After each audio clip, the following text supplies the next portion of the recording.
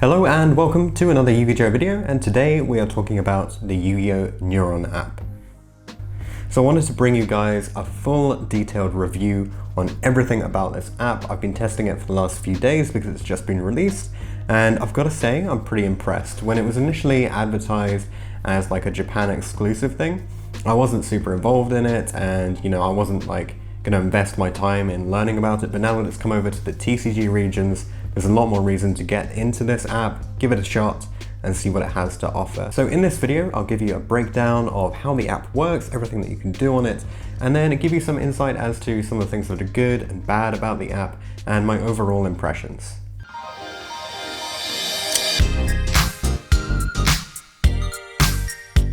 So initial impressions are pretty good. In terms of graphics, I think the way that it's set out is really nice. It's fairly smooth in terms of transitioning between the different menu options. When you initially open it up, you get put straight onto this duel page, which is like fantastic because we all have Lifepoint counters already, sure. And I think the most popular app is probably Cyrus, I believe is the name. And it's very similar in layout. You've got one person's life points on one side, another person's on the other.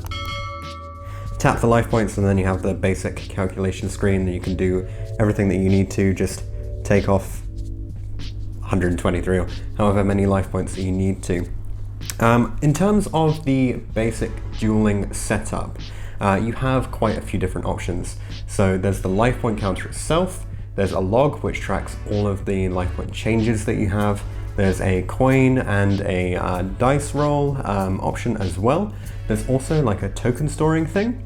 There's a music option, a camera search option, reset, undo, and a timer as well. So the timer actually starts automatically, or at least it should when you change someone's life points. There's actually been some sort of an issue there where sometimes the timer doesn't start, so you can always just go ahead, tap onto the timer itself and actually get things running anyway.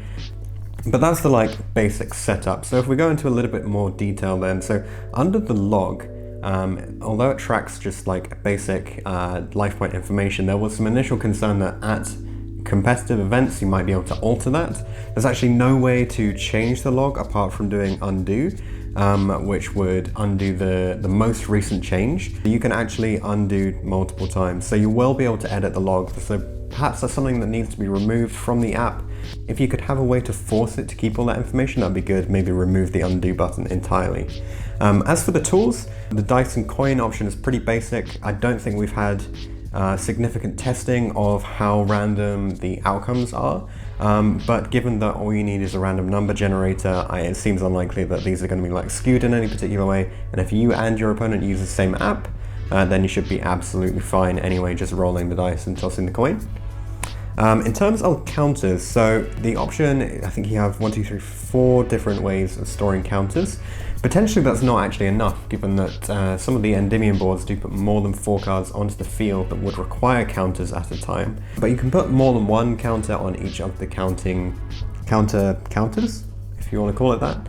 But the maximum that you can have on any one of these is 99. Now in reality you can actually have infinite counters on the board. I don't think there's anything in the rules that says you couldn't have infinite counters on the table at any point. There's certainly nothing that restricts you to 99. So it's a bit weird that that's included in here, but you can appreciate that people rarely get above 5 or 6. So they wanted to put a limit on it, they've gone for 99, and that's just how it is basically. The music is interesting. I think it's quite nice to have some epic battle music to go on, but then of course you're limited because you'll only have whatever the app has. It doesn't add on a different songs, there's no options, you can't choose from more than one song at a time, so there's no list of songs that you can choose from, but the options that it has is pretty nice, so I'm just going to play that now, and let's bring in that.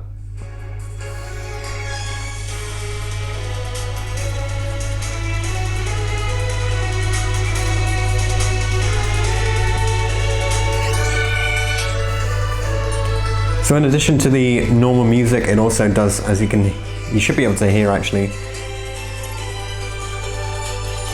there are some effects going on as well. Actually, if I just turn the music down, you'll be able to hear the effects a little bit better. So there are some when you go onto a different menu, there's a nice sort of ding sound. I think the sound quality on this is really nice actually in terms of how the buttons work. I like the like calculation down. I mean, it's not the like classic that we remember from the anime, but it's still a very nice system. And you've got like a very decisive beep anytime you turn on or off an option. The undo noise is quite nice as well, actually. I think that's good. So overall, yep, sound quality is very, very decent from the app. And then, of course, we get onto the camera search option. So this is the one that had the most stigma when it was initially arriving on the scene, because how good can just like a free download app on your phone be for identifying Yu-Gi-Oh cards? So in order to determine the artwork, it's very good if you're in a well-lit area, you don't have any glare on your cards, then it's really, really good at picking up those cards. Sometimes it struggles if you have too many. If you go for one, it's absolutely fine. If you do 2 or 3, it's probably fine. When you start getting to like 5 or 6, sometimes it doesn't recognize one. And I think the most I did was about 14 or 15 at any time.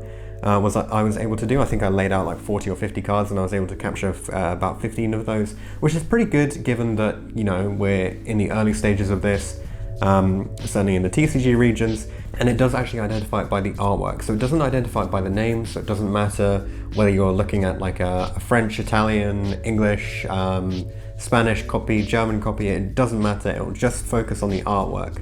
So this is really good for identifying cards without having to physically pick them up. The other option that you have is to just search for the card name on the Yu-Gi-Oh database, but that doesn't actually come under the Duel option. That comes under the decks option. So let's move on to some of the other sections in the initial page. So under the Duel page, we've got calculator settings and log archives. Calculator settings is pretty basic. It's just what did the Duelist start off with in terms of life points? Do you want to do some auto-filling? And it's just some really basic stuff. It's also got this reduce power consumption option, which I think is really important. When I initially started using the app, my phone was getting super hot because there are just loads of random background animations that don't really do anything for me. So I pretty much always leave that in the on position, reduce my power consumption, keep the app running. And that's definitely something to consider if you're taking this app to a proper competitive event that's going to take you all day. You just need a way to keep it running all day, and it's unlikely you're going to find a charging point.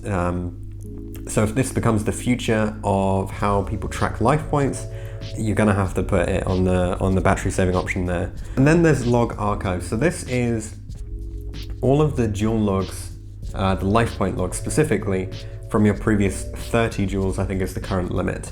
And there's no option to delete this, which is really good. So from a competitive standpoint, if I track all the Lifepoint changes during my match, and then I finish my match and I close the app or whatever, that gets stored in log archives. I can run through my menu, and then right at the bottom here we actually have information on the Lifepoint log, which you may or may not be able to see from here.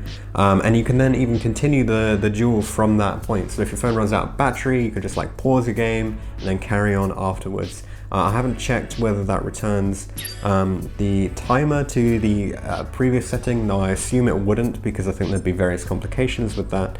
You can also put things like your win, your loss, your draw, what deck you used, what deck your opponent used, who they were, that kind of thing, which could be really useful in a tournament setting.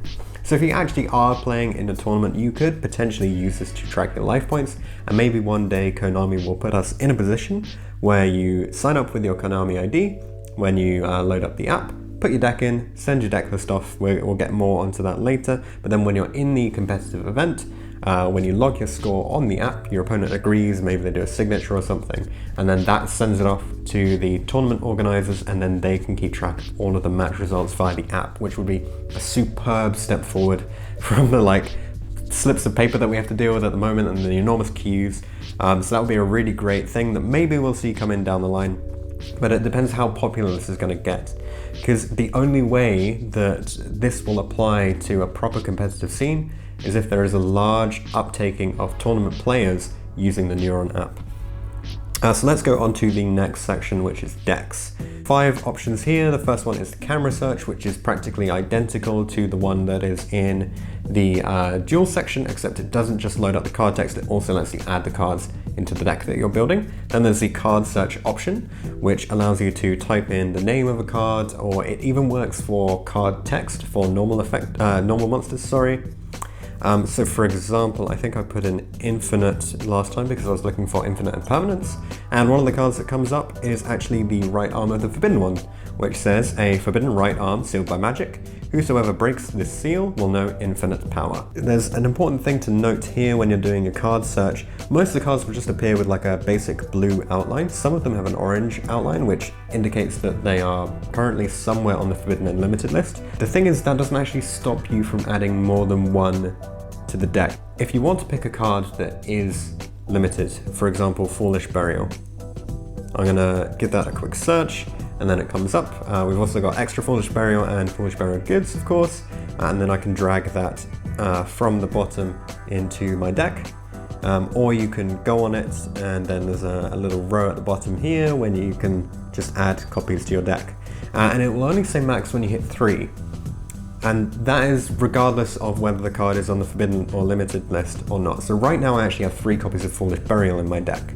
But it does say FNL list violation, so that's an important note. It lets you know that your deck is actually illegal for play, which is really good. You can also name your deck here, you can save it, view it, whether you want to view it in a picture version or whether you want to view it in a list format, which is nice. You have the option to draw hands of 5 and then add additional cards onto that, of course. Note if your deck is smaller than 5, you just draw your entire deck basically, so that's as it is. You can also just copy your deck if you want to have like a base version and then add on another variant. Say you're building a Dogmatica deck, you could create your like base version of Dogmatica, save it, copy that multiple times, and then make one the Invoked version, make one the Burning Abyss version if you're into that, make one the Eldritch version, so you can do all kinds of great stuff with that, which I think that's really nice as well.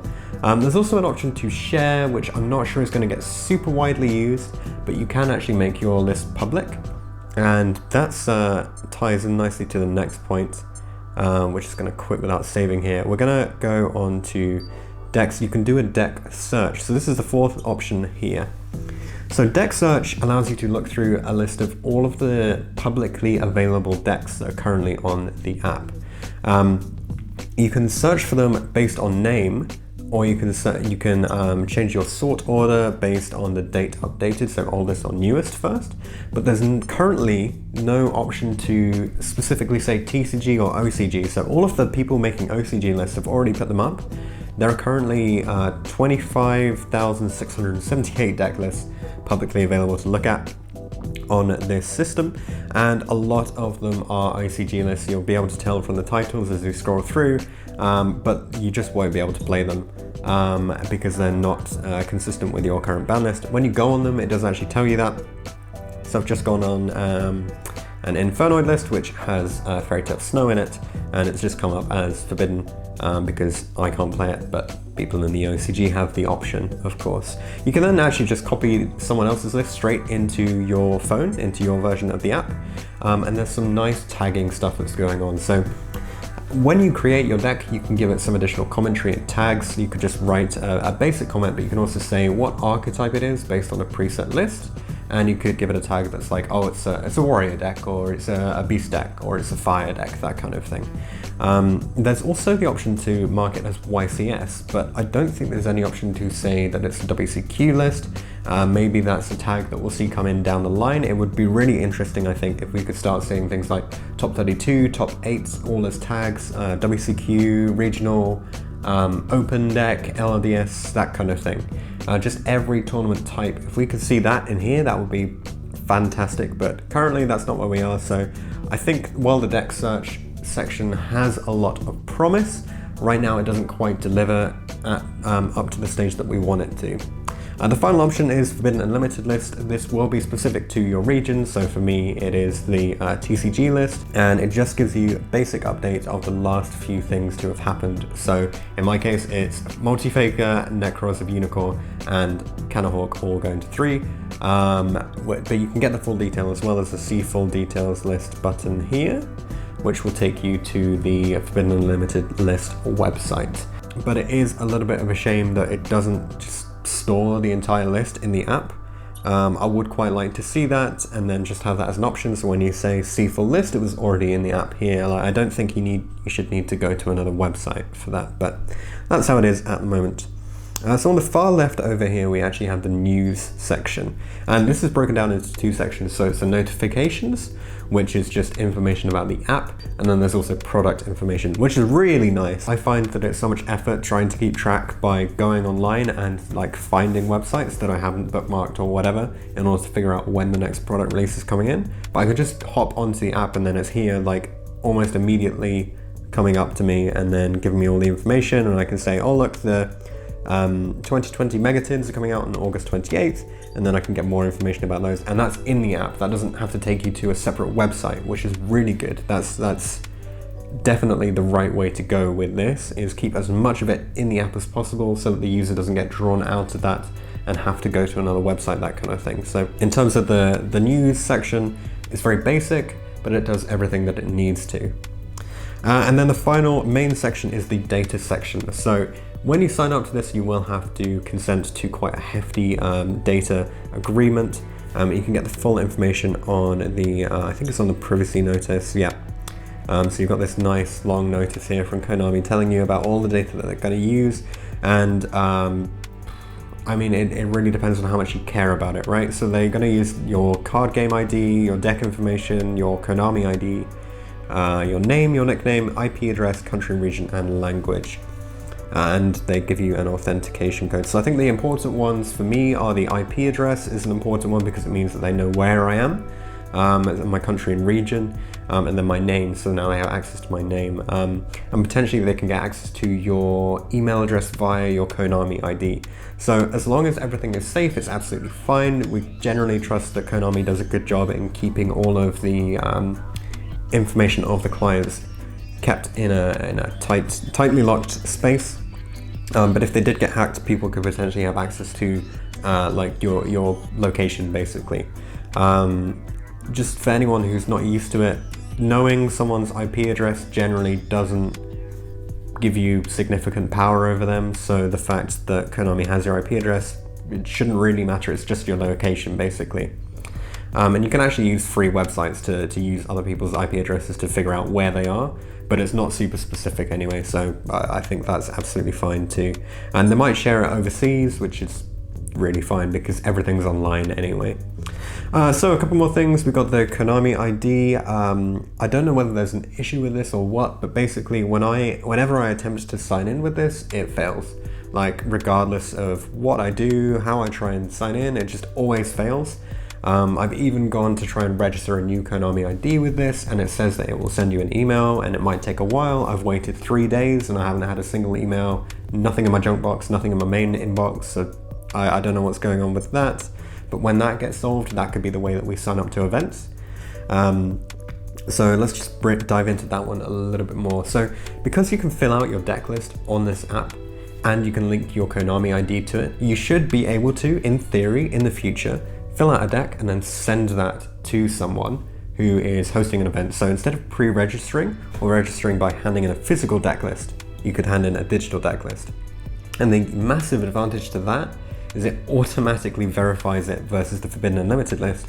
So you don't have to have 20, 30 judges all sat there, all trying to figure out whether or not people's lists have worked. So I think that's a really important aspect and definitely something to keep in mind. We've also got the FAQ and the settings.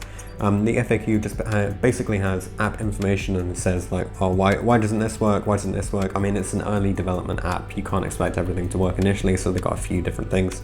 And a lot of it is just instructions, like how to actually use the camera app and things like that. And then in the settings, we have, so when you're in your deck list, it automatically puts 6 cards per row.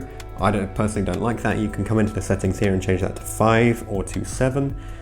It's weird that it's only 5 and 7, but hey ho, that's just how it is. You can also change the resolution of the images to change how much memory they actually have stored on your phone, and you can change the language as well. So all good options to have.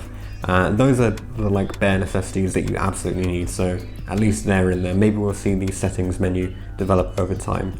Interestingly, those are the 3 blocks we've just discussed in the top section here. There's actually 3 more spaces, so maybe that's where we'll see the future development come in, and we'll see like submit deck list to events, that kind of thing. So we've also got contact here. which I thought was going to be take you direct to Konami, voice your opinion.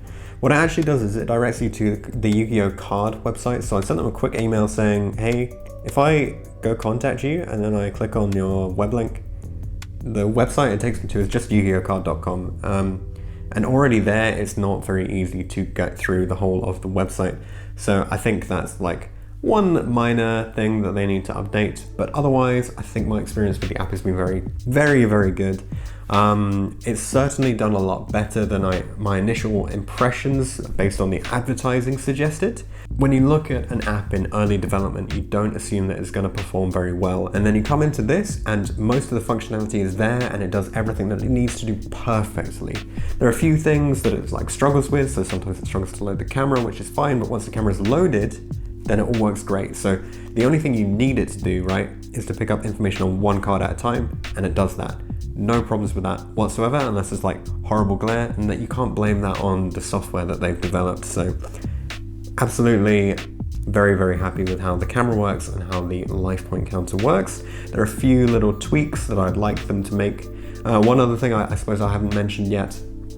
Sometimes when you're on the menus, the text and the icons can be very small, and it can be difficult to tap on them. I mean, my phone's pretty big, but even on this, sometimes you can't hit something like the X when you type in on the card search, and you're looking for a particular card text, and you then want to delete that text. Obviously, it comes up with that little X mark that everything does at the moment in every search bar ever.